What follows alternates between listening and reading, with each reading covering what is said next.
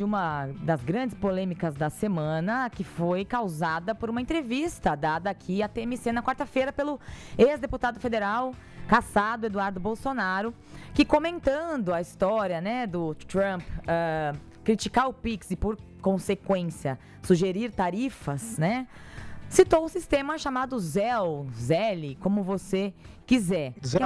Zelle mesmo, né? É que o Zelle, sabe o que eu tô fazendo? Eu tô abrasileirando o termo, né? Não, mas tá o certo bom. é Zelle, né? O ruim de brasileirar é alguém querer trazer pro Brasil. É mesmo, deixa quieto. Vamos lá, o que ele disse? Boa, vamos deixar o Zelle mesmo, é o Zelle. Chama de Zelle. Que tá sendo, claro, né? Uma afirmação dele que reverberou na imprensa de forma geral, nas redes sociais também. Ele trouxe esse Zelle como se fosse uma espécie de substituição possível ao Pix que agradasse aos Estados Unidos. E aí a gente ficou aqui pensando... Você tá falando sério? Não é brincadeira isso, é brincadeira. Não, é uma substituição que pudesse... Eu não tava assistindo ao vivo na hora. É, exato, foi mais ou menos nós isso. estamos agora preocupados em fazer um sistema que agrade aos bancos americanos, porque o Zelle pertence aos bancos americanos. Exatamente. Nós vamos dar dinheiro para continuar dando dinheiro para... É isso? Exatamente. Ele acabou dizendo, depois, ali no X... nunca falei em substituir o Pix e disse ser a favor do Pix, mas não foi isso. Eu vou depois pegar certinho as aspas que ele usou. A gente separou. Samuca, você separou o áudio, né, pra gente? Aí o Samuca me matar, né? Porque antes eu falei assim, não precisa do áudio, precisa. Então deixa separadinho aí. Precisa. A gente tá com o entrevistado na linha e a gente já vai trazer a declaração, então, do Eduardo Bolsonaro pra gente entender direitinho o que foi que ele disse.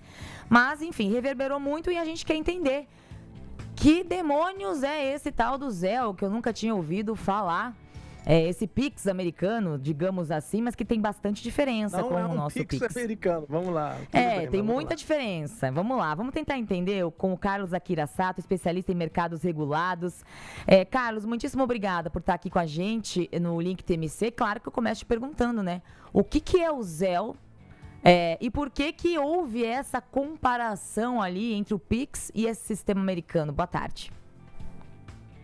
Boa tarde, muito obrigado pelo convite. E a minha intenção aqui não é entrar em polêmicas políticas. Claro. A gente tem que ser muito objetivo nas comparações, né? Então, a primeira comparação que eu posso fazer entre o Zelle e o Pix é que são duas soluções de pagamentos instantâneos. Essa é uma das características.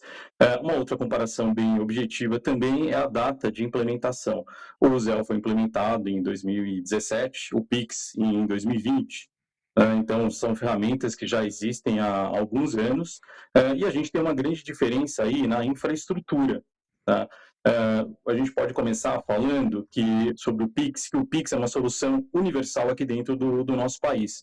Todo o sistema financeiro, os bancos, até as fintechs, as instituições de pagamento, sociedades de crédito que compõem o ambiente de fintechs, elas são obrigadas a aderir ao Pix. Né? Então, esse sistema aqui no Brasil, ele é uma solução universal para todos os cidadãos e empresas brasileiras. Né? Isso não acontece com o Zelle. Né? O Zelle ele não é obrigatório, ele não é mandatório para as instituições. Né? Com isso, a gente tem uma grande diferença de movimentação, de adesão. Quando a gente olha para o volume de transações aqui no Brasil, no ano de 2025, nós chegamos a próximos de 43 bilhões de transações utilizando o Pix. Né? Enquanto, no mesmo período, o Zelle chegou a 4 bilhões de transações. Quando a gente fala em volume financeiro transacionado, mesmo aí considerando a diferença, né, da taxa de câmbio, aqui no Brasil nós fizemos 35 trilhões de reais, né, transacionados pelo Pix. E lá pelo Zelle foram transacionados 1,2 trilhão de dólares. Né? Então a gente vê que tem uma diferença muito grande em relação à adesão. Alvarez. Perfeito. Agora, uma pergunta que eu lhe faço. No Brasil, a gente sabe que o Pix pertence ao Banco Central. Então, a gente até pode dizer, com um certo ufanismo, que é do povo brasileiro o Pix, né? Uma conquista brasileira. Entrou lá para a categoria de coisas que o Brasil tem de bom. Né? Quando a gente fala ali de seleção de futebol, de samba, aquelas coisas que a gente se orgulha, o Pix entrou nessa lista. É raro isso acontecer, né? Nos Estados Unidos, o Zelle, ele pertence a 7 bancos, né? Uma associação de bancos. Eu vou listar alguns aqui, ó. Bank of America, JP Morgan, que é o Chase, Wells Fargo, Capital One, PNC Bank, Trust Financial, né? E US Bank. Então, assim, ele pertence a bancos americanos que, ainda que não cobrem tarifa, tem ganhos com retenção de clientes, tem ganho de controlar o sistema, tem várias vantagens.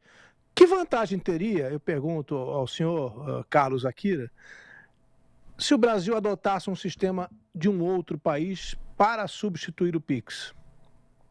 Realmente eu não vejo vantagens nesse momento, a não ser que o Zelle apresentasse algum tipo de inovação, algum tipo de funcionalidade que a gente não tivesse aqui no Pix. Então, começando pelo ponto que você levantou, que é super relevante, é essa questão do Zelle ser uma solução privada, né? O Pix sendo uma solução criada pelo Banco Central do Brasil, ela tem independência. Outro ponto também que você citou, né, em relação à independência do Banco Central, né, o Pix tem uma independência em relação aos entes privados.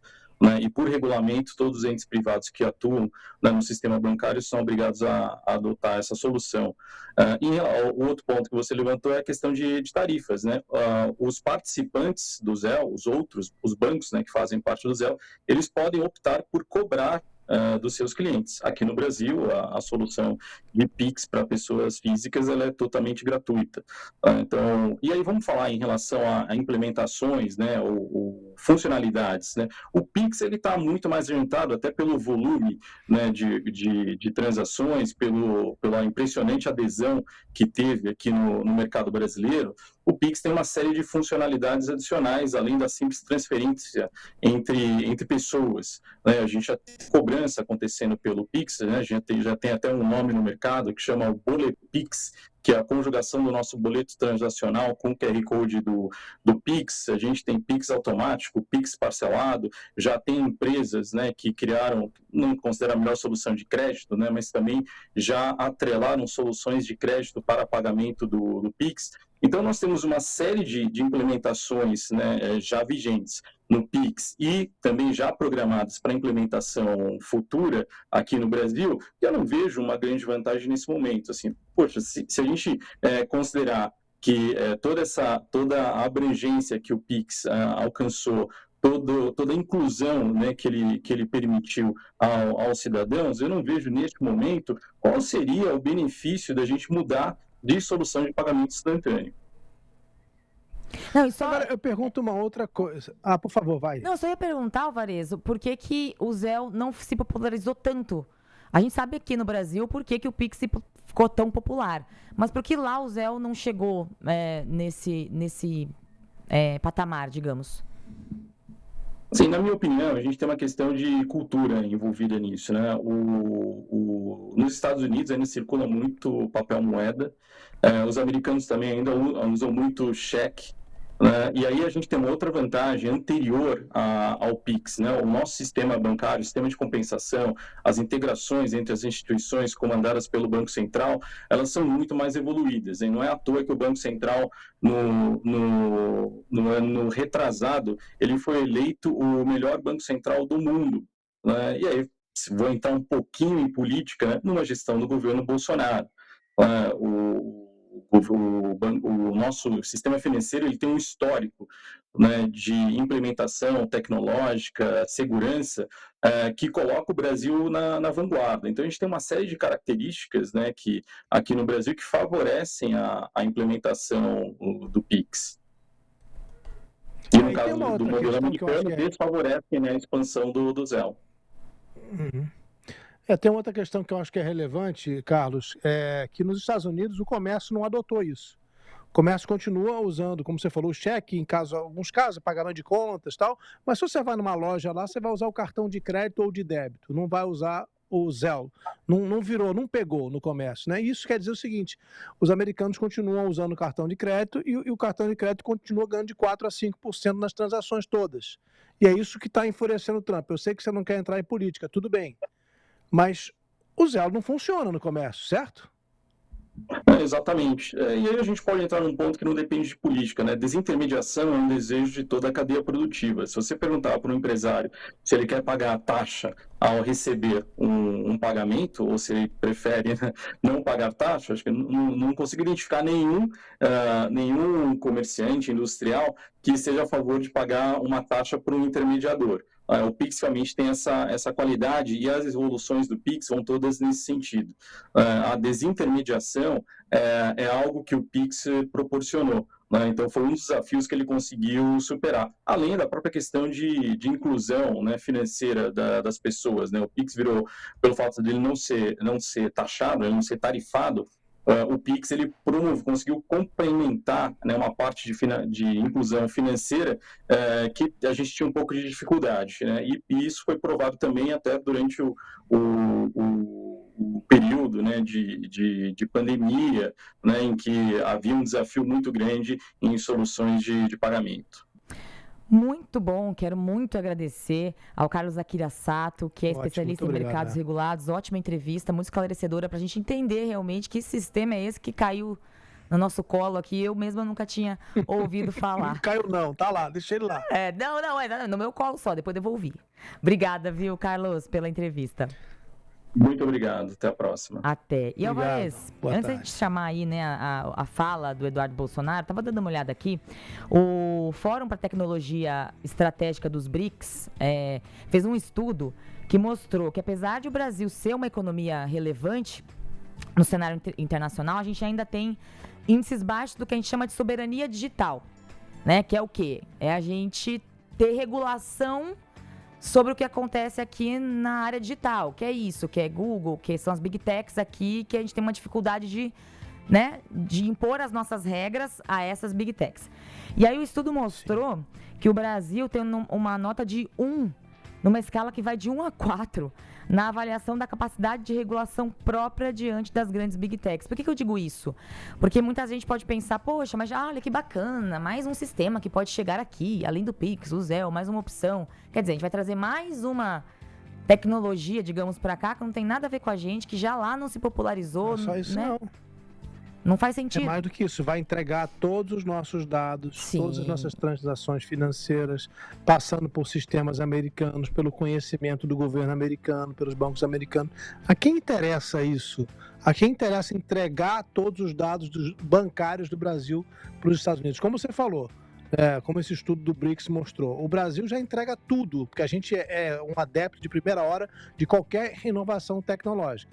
Então, a gente entrega toda a nossa vida para Google, toda a nossa vida para Facebook, Meta, entrega agora para ChatGPT, OpenAI, para todo mundo que oferece um serviço bom, o WhatsApp, a gente vai lá e se abre para eles. Para dar um exemplo, a Europa não usa o WhatsApp. O europeu continua usando SMS. Quase usam também, acho que eles usam Exato. Eles usam SMS, né? Na maioria. Mensagem de texto, mensagem de texto. É a gente aqui. Então, por quê? O brasileiro tem uma qualidade, que é uma qualidade nossa, que é o seguinte, a gente adere muito facilmente a uma nova tecnologia.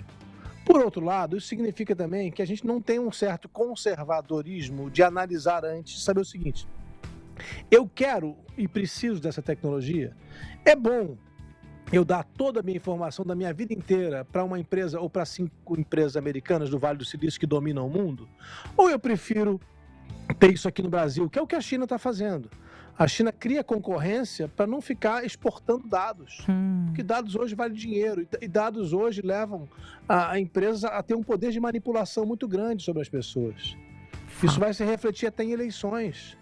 No tal do algoritmo, o maldito algoritmo que fica te mandando aquilo que ele quer que você pense mais um pouco, aquilo que você já pediu, ele vai lá e te manda, aquele que você manda uma foto. Outro dia eu mandei uma foto de um relógio que alguém tinha esquecido na minha casa pelo WhatsApp. Apareceu uma propaganda de relógio. E eu comecei a receber anúncio de relógio parecido com aquele. E quando você fala, Alvarez, quantas vezes eu não estou conversando numa roda de amigos sobre um assunto e daqui a pouco me vem alguma propaganda sobre aquele assunto? É impressionante. Eu vou fazer o seguinte, a gente tá... Não, vamos ouvir a fala do Eduardo Bolsonaro para a gente entender se ele defendeu ou se não defendeu o Zelle no Brasil? A gente vai fazer o seguinte, a gente tem que chamar a Rádio Uber agora, impreterivelmente. E a gente, agora a gente vai pro horário local, que as praças precisam trazer essas informações da sua região. E depois a gente volta e traz a fala do Eduardo Bolsonaro. Pode ser?